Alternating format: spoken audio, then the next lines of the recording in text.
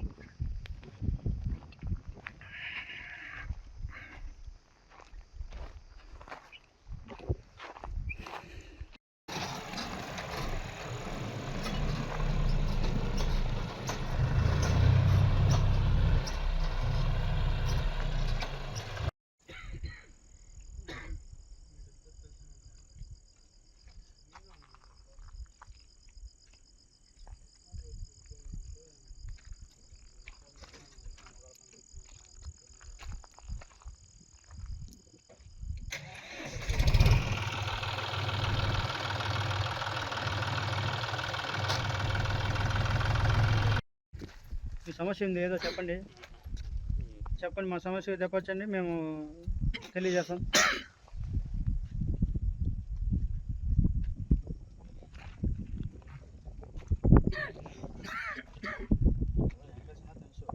నేను ఫోన్ చేశాను, కావాలని ఫోన్ చేస్తాను అన్న పర్మిషన్ ఉందంటే ఎవరు నువ్వు అంటున్నాడు.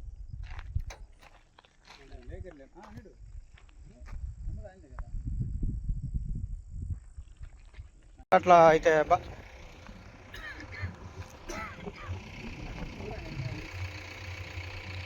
బొజ్జ వెంకటేశ్ అన్నా అవునా? బొజ్జ వెంకటేశ్ అన్న ఆయనే కదా? అదే బొజ్జ వెంకటయ్యే కదా? మరి అదేలే తెలుసులే.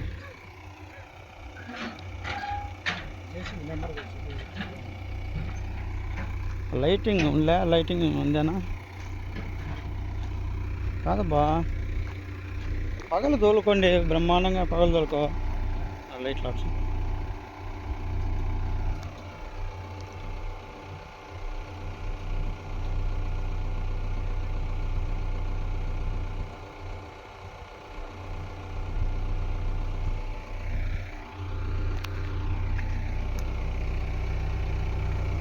బండి నెంబర్ లేదే. సరే లైట్లు వేసుకో.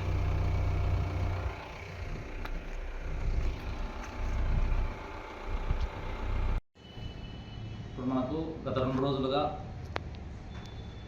అబూసాహెబ్పేట గ్రామ పొలం సర్వే నెంబర్ 1లో అక్రమ మట్టి తవ్వకాలు చేపడుతున్నాయని చెప్పేసి మా దృష్టికి రావడం జరిగింది.